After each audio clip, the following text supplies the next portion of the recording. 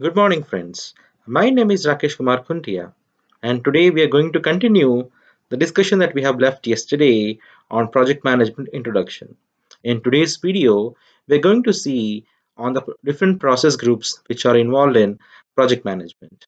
Traditionally, the project management methodology is being used. The PM methodology includes elements from five project management groups, which includes the initiation, planning, monitor control, execution, and closing.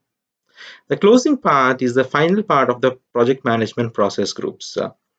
The major process groups generally are these initiation, planning, execution, monitoring control, and closing.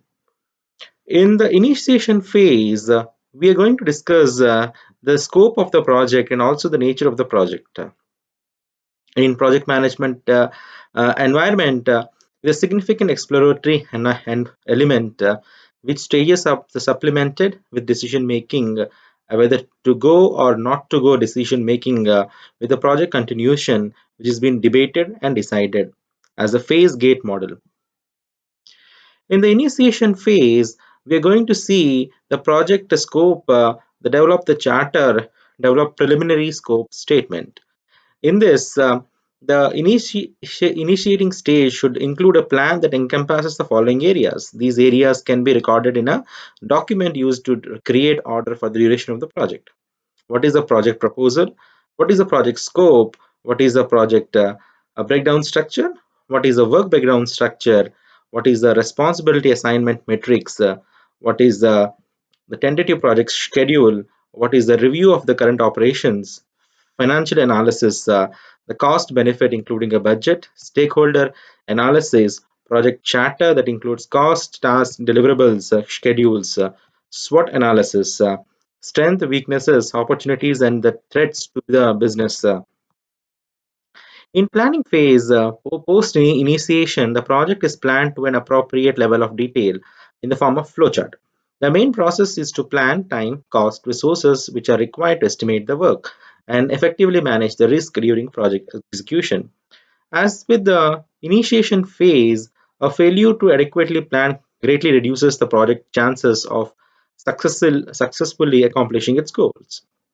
Planning generally comprises of risk planning, gaining formal approval to begin, developing quality assurance measures, developing the budget, developing the schedule, estimating the time, cost of activities, estimating the resources required for the activities, defining the activities need to complete these activities, identifying the deliverables and creating the product and the work breakdown structure, selection of teams, developing the scope statement, and also determining the project management methodology, whether the plan will be defined wholly upfront, iteratively, or in a rolling waves.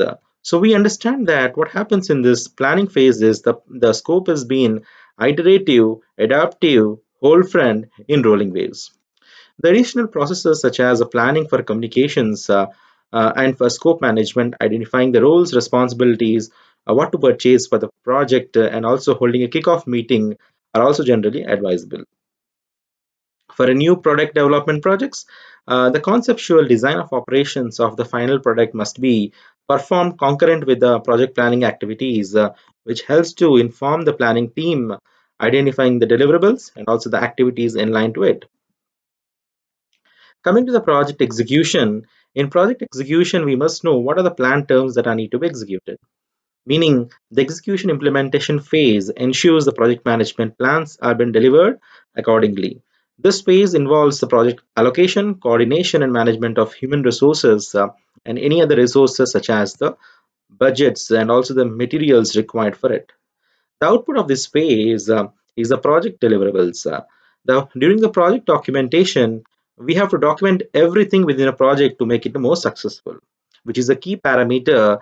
In order to get the project successful, we have to document each and every aspect of the project. It also ensures we have to maintain the budget, scope, effectiveness, and the pace of project must have physical documents pertaining to a specific task.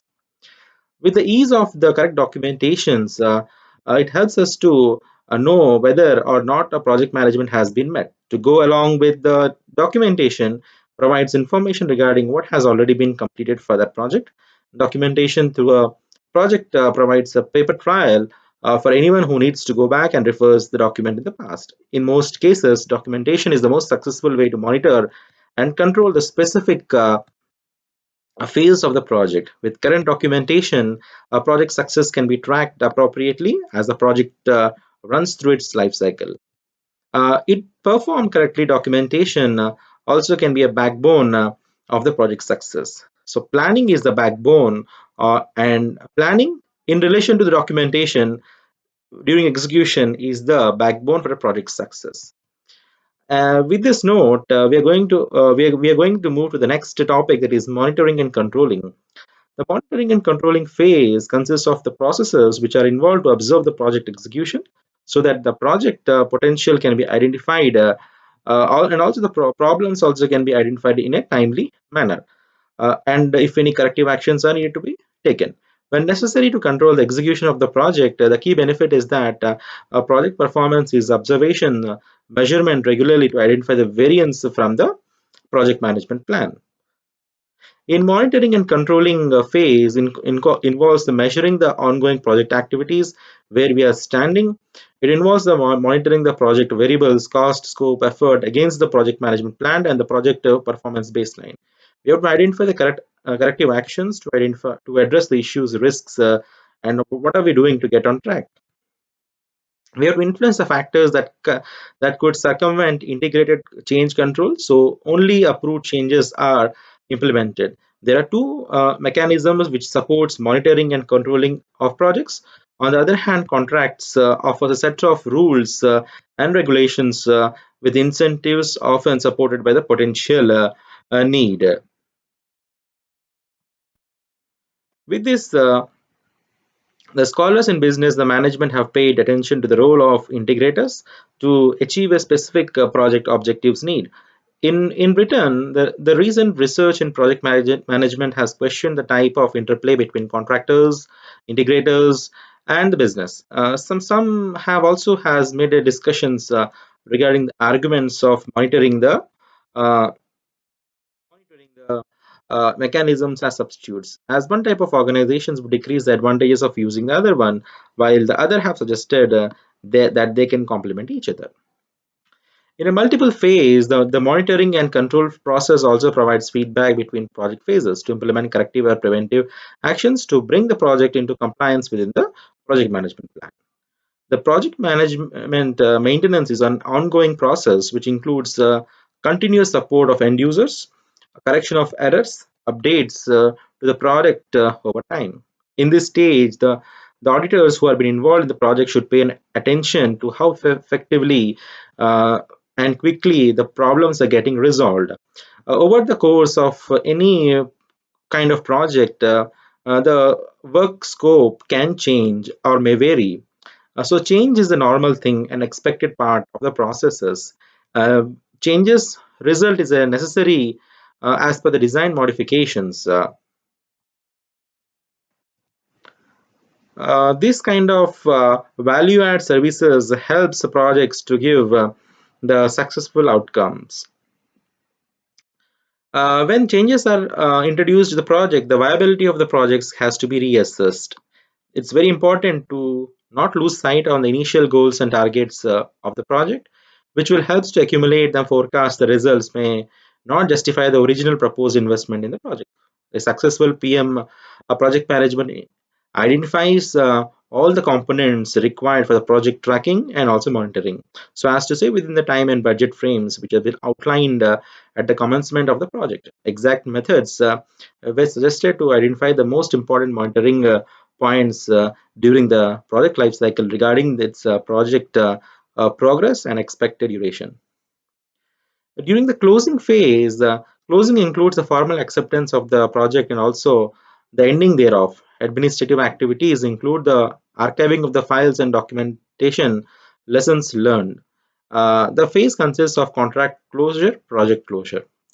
In contract closure, it involves the complete and settle each contracting and also close each contract applicable to the project and also closing of the project phase. Coming to the next category, that is the project closure, it involves the finalizing all the activities of the project of the process groups to formally close the project of a project cycle.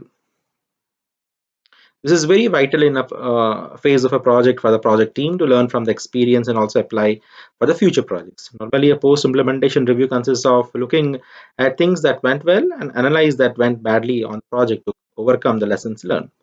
So with this, we are going to end today's session because we are already good to the close to the time. We have discussed on the different process groups in project management, and tomorrow we are going to discuss more about the virtual project management, the project management software, program management, international standards, risk management, and hence and so on.